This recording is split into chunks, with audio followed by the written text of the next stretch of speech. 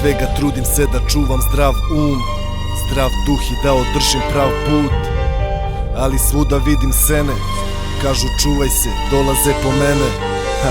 Kažu sjebaće sve odreda, novi svetski poredak.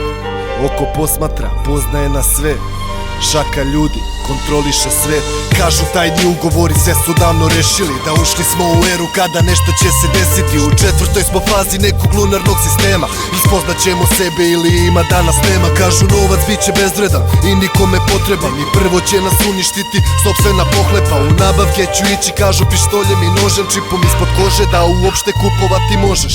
Dolaze po mene, kažu ljudi skupljaj seme, jer samo ono što poseješ to ćeš i da jedeš. Kažu da će pući net i mobilna telefonija i da čućemo se samo fiksnim telefonima. Kad skoči cena nafte kažu popadat će plate, industrija kada stane porodice bit će gladne. Al već će biti kasno stvari nazad da se vrate, jer je đavo odno šalu i treći svetski rat.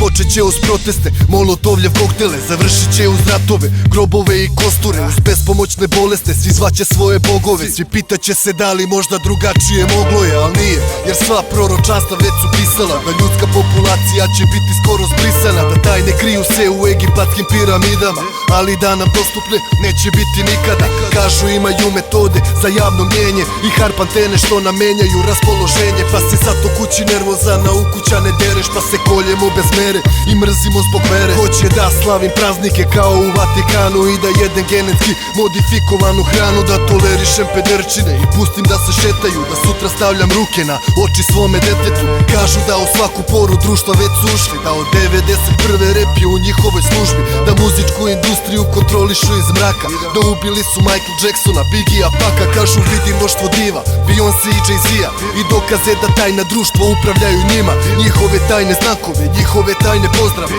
pentagrame, piramide, znake same sotone. Kažu da smo svi pioni, drže nas masoni, da postoje vanzemaljci, da smo mi u stvari oni. Pričaju da nije, neki pričaju da jeste, Apollo 11 stvarno sleteo na mesec. Kažu da na Marsu jedan sloj zemlje je zaleđen, da veza s vanzemaljcima je Orionovo sazvežđe. Đavo se zaleće i zato bolje je da spremiš se da sačuvaš sebe i svoje voljene. Ja trudim se da ne vidim i ne mislim o tome, ali gde god da se okrenem ja čujem priče ove. Senke svuda prate me, zlo je među nama i znam da bit će oko mene sve do zadnjeg dana.